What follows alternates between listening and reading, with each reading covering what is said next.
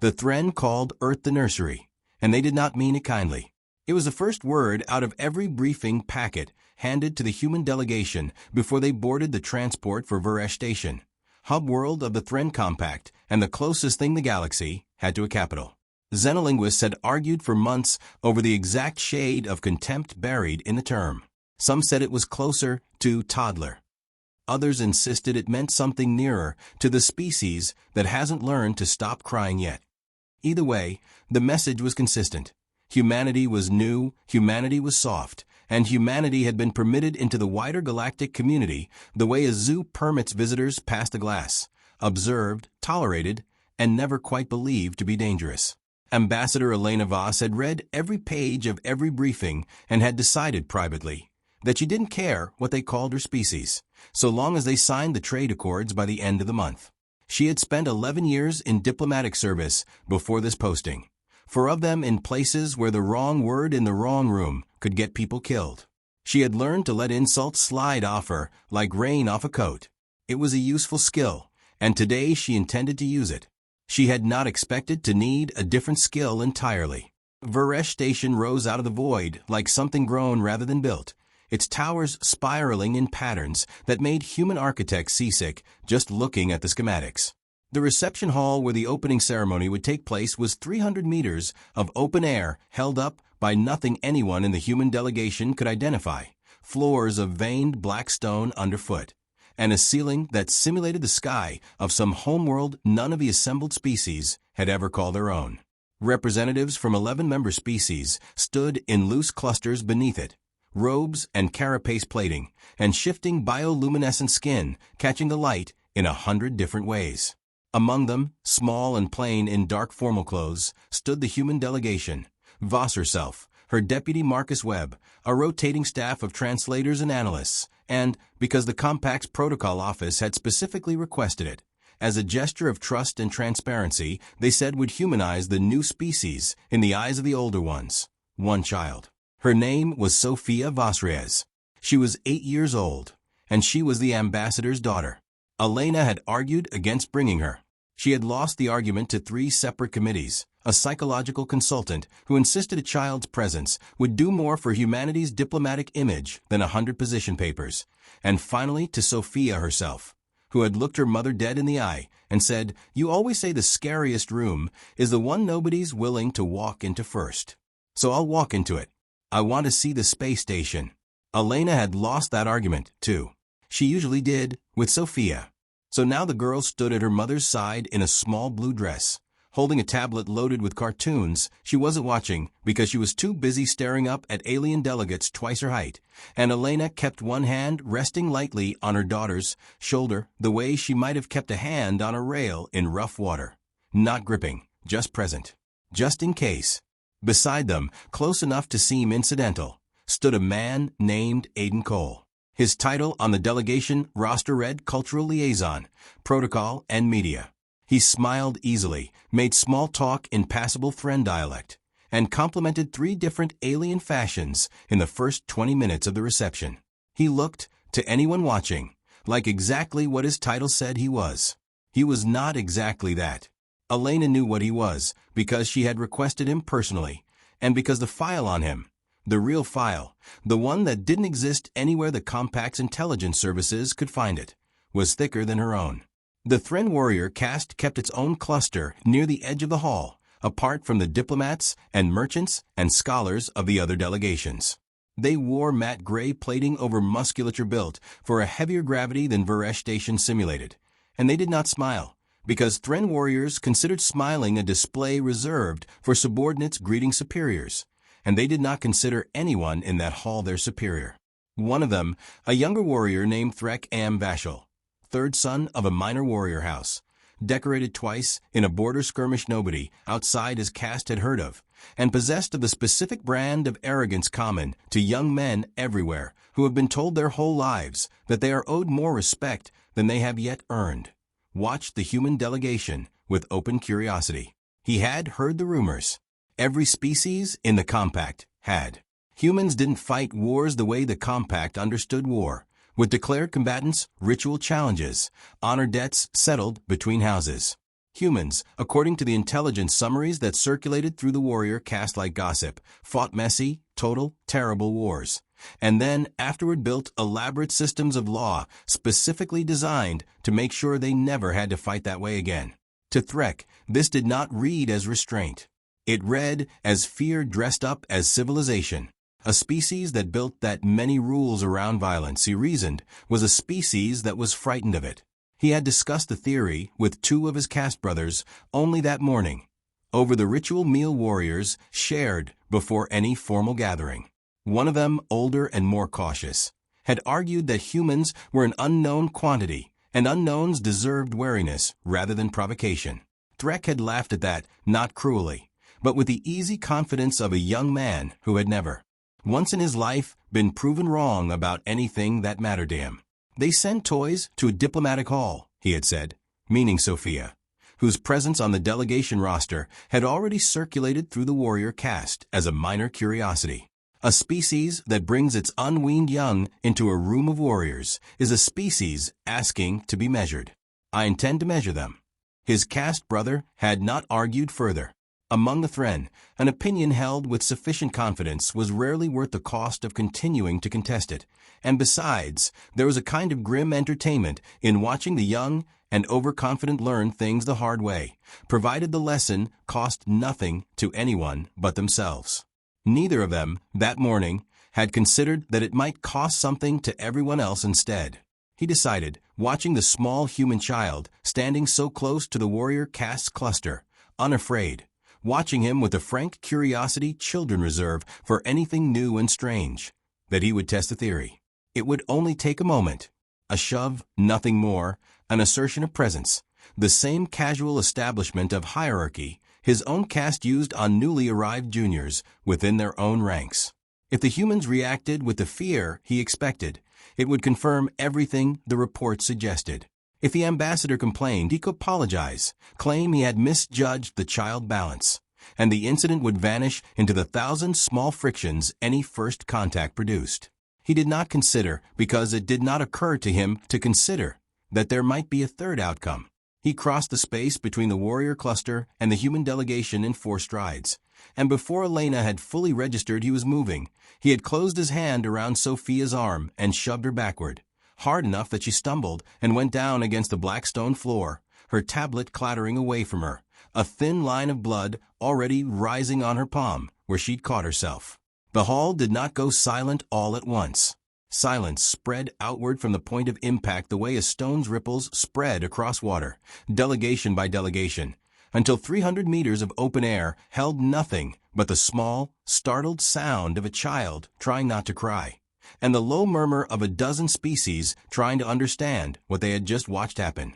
Elena was already moving, dropping to her knees beside her daughter, one hand on Sophia's back, the other coming up in the universal, wordless gesture of a parent checking for injury before checking for anything else. Sophia's palm was scraped and bleeding, her elbow already darkening toward a bruise, and she was breathing in the short, hard gasps of a child fighting not to make a scene, because even at 8 years old, in a room full of strangers from a dozen worlds, some instinct told her that crying here would matter in a way it wouldn't at home. "I'm okay," she said, in a small voice that made it very clear she was not entirely okay, and that she was saying it for her mother's benefit more than her own. Elena looked up. Aiden Cole was no longer standing where he had been 30 seconds before. He was 3 meters away, directly in front of Threk Am Vashel, and he was not smiling anymore, and something in the set of his shoulders had changed so completely that for a moment Elena, who knew exactly what he was, who had read the file, who had personally requested him for precisely this kind of contingency, did not recognize him at all.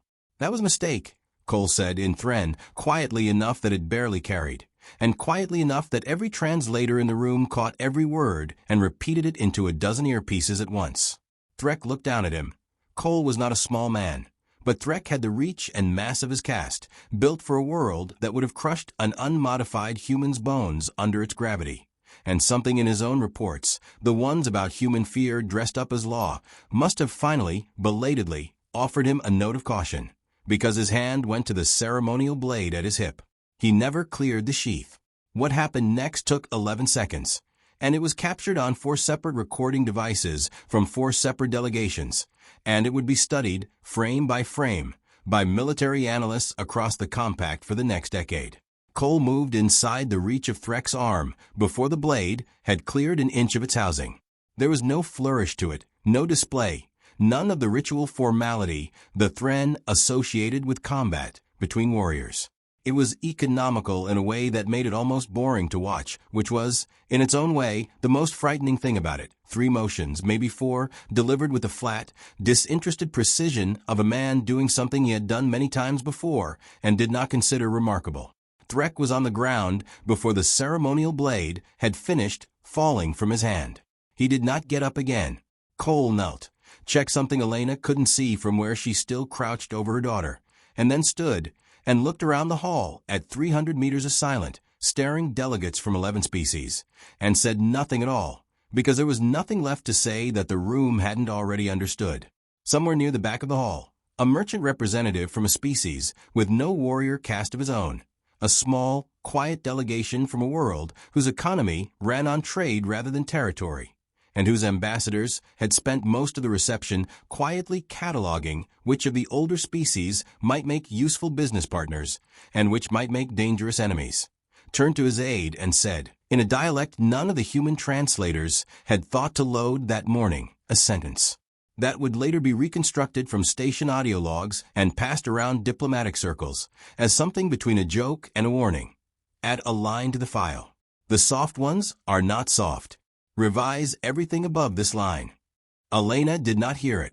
She was still on the floor, still holding her daughter, still running the small, practice checklist every parent learns without ever meaning to learn it. Fingers, wrist, elbow. Does anything move wrong? Is she breathing right? Is she looking at me or past me? And it would be another several seconds before she trusted the checklist's answer enough to look up and understand what had just happened 3 meters away. Elena picked her daughter up. Sophia was getting too old to be carried. They both knew it, but neither of them said so, and held her, and looked at Marcus Webb, whose face had gone the particular shade of gray that diplomats acquire when they realize a career's worth of careful planning has just been rendered irrelevant by 11 seconds of violence, and said very quietly, "Get the Compact's protocol officers." Now, 10 minutes later, Threk A.M. Vashal's head was presented in the Compact Central Council chamber, wrapped in the ceremonial cloth the Thren themselves used for exactly this purpose, a detail Cole had specifically requested from station security, because he understood, in a way few humans in that delegation did, exactly what language the Thren warrior caste actually spoke, and it was not the language of apology. It was a language of consequence, delivered on their own terms, in their own ritual form, so there could be no possible ambiguity about what had just been communicated. The council chamber of the Compact was older than any single-member species currently seated within it, built, according to the archives, by a civilization that had died out 3 cycles before the Thren had achieved spaceflight, and repurposed since by whoever held enough influence to claim the seats. It was a room built for grandeur and slow deliberation, for centuries-long trade disputes and carefully worded resolutions, not for a decapitated head wrapped in ceremonial cloth being set, without ceremony, on the central table by a human woman who had not been invited to speak. Elena Voss had not asked permission. She had walked into the chamber with Cole a half-step behind her, past protocol officers who did not know whether stopping her would constitute a greater diplomatic catastrophe than letting her pass, and she had set the wrapped cloth down in front of the assembled council of 11 species and unwrapped it herself. "This is not a declaration of war," she said, into a silence so complete she could hear her own pulse. "I want that understood before anything else is understood. My daughter is 8 years old. She has a scraped hand and a bruised elbow, and by tomorrow she will have forgotten most of what happened here today, because children are remarkably resilient, and because I intend to make sure she never has reason to think about it again. This is not retribution. This is not an escalation. This is information." She let that sit in the room for a moment. "You have spent 4 months reading reports on humanity that describe us as young, emotional, reactive. Some of you have used the word nursery. In briefings, you did not think we would ever see translated. I am not here to argue with that assessment, because in some ways it is correct. We are young, as species measure age. We have not been part of your compact for centuries.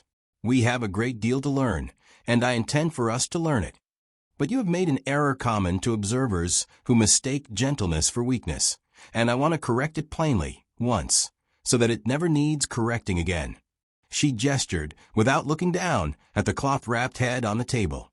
Humanity did not survive its own history by being harmless. We survived it by learning, at great cost, exactly where our lines are, and by becoming extremely precise about enforcing them. We built laws and courts and centuries of careful diplomatic language, not because we are afraid of violence, but because we understand exactly what it costs, and we have decided collectively, as a species, that most disputes are not worth that cost. This was the Thren representative at the head of the table, an elder named Vash Kalith, matriarch of a warrior house 3 times the standing of Threk Am Vashal's own, and by compact protocol the ranking authority on any matter touching warrior caste conduct, regarded the head on the table for a long moment before she spoke. "You executed a warrior of the compact without trial," she said, "without challenge issued, without the forms." "Your forms," Cole said, speaking for the first time, "require a formal challenge between combatants of comparable standing, issued and accepted before witnesses. Is that correct?" Vash Kalith's attention shifted to him, cold and assessing. "It is." "He issued his challenge the moment he laid hands on a child," Cole said. "I accepted it the moment it was issued. The witnesses were the entire hall. I understand your forms were not followed to the letter. I would ask you to consider that they were followed in spirit more precisely than most challenges your caste conducts, because unlike most of those, this one had absolute moral clarity on one side of it." A long silence followed. Elena watched Vash Kalith's face, or what passed for a face beneath the Thren's layered plating, and saw something she had not expected to see. Not outrage, not the beginning of a formal grievance, but something closer to calculation. The matriarch was recalculating, in real time, an assessment that had clearly been settled in her mind for years, and finding that the numbers no longer worked the way she had assumed they would. "You understand," Vash Kalith said finally, "that this incident will be reported through the warrior caste's own channels. My caste does not forget insults. Nor," she added, before Elena could respond, "does it forget debts owed. Threk Am Vashal struck a child in a hall of diplomacy. Whatever grievance my caste holds regarding the manner of his death, it holds a greater grievance regarding the manner of his life. He shamed his house before he lost his head, Ambassador. You did not create an enemy today. You clarified a boundary my own caste has grown lax in respecting even among ourselves." She looked for the first time directly at Sophia, who was still held against her mother's hip, watching the proceedings with the wide, solemn eyes of a child absorbing something she did not yet have the vocabulary to name, but would remember for the rest of her life regardless. "I am sorry, small one," Vash Kalith said, and the words seemed to cost her something to produce, in the particular way that genuine apologies from proud people always do. "That is not a phrase my caste offers lightly, and I do not offer it as a formality now." Sophia, who had been silent through nearly the entire proceeding, looked back at the matriarch with a frank, unfiltered directness that only children and the very old ever seem to manage, and said, "It's okay, but maybe don't let people push kids down anymore. Anywhere. That should just be a rule." Something in the chamber shifted at that, not laughter exactly, because the Thren language of humor operated on registers most humans couldn't read, but something adjacent to it, a low murmur that ran through several of the delegations, the sound of tension finding an unexpected release. Vash Kalith inclined her head, slowly, in a gesture Elena's briefing notes identified as a mark of respect typically reserved for elders. "A reasonable rule," she said. "I will propose it be written formally into compact protocol. I suspect it will pass unopposed." It took 3 weeks for the story to finish moving through every layer of compact society, from the council chamber down through merchant guilds and scholarly institutes and warrior houses on a dozen worlds, and by the time it had finished moving, it had changed shape the way all good stories do in the retelling, gaining details that weren't quite accurate and losing others that had mattered a great deal, until what remained was less a factual account and more a kind of parable.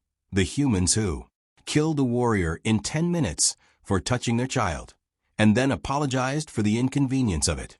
The trade accords, against every prediction Elena's staff had modeled beforehand, were signed 9 days ahead of schedule. Marcus Webb, still slightly gray around the edges whenever the subject came up, put together a report for Earth's diplomatic corps trying to explain why, and struggled, because the honest answer didn't fit neatly into any of the frameworks the report was supposed to use. The honest answer, as Aiden Cole put it to Elena over drinks in her cabin the night the accords were finalized, was simpler than anyone wanted to admit. They didn't sign because they respect us, he said. Not yet. Respect takes longer than 3 weeks, with anyone. They signed because they finally understood the actual shape of the thing they're dealing with, instead of the shape they'd assumed. A species that builds patience the way we do, on purpose over generations, because we know exactly what happens when we don't. That's not weakness. That's discipline. And discipline is the one thing every warrior culture in this compact actually knows how to respect, because it's the same thing they're trying to build in their own ranks and mostly failing at. Elena turned her glass slowly, watching the light from Vuresh Station's simulated stars catching it. Vash Kalith called us the nursery world, she said. In the very first briefing. I read it and I thought, fine, let them underestimate us. It'll be useful. Was it?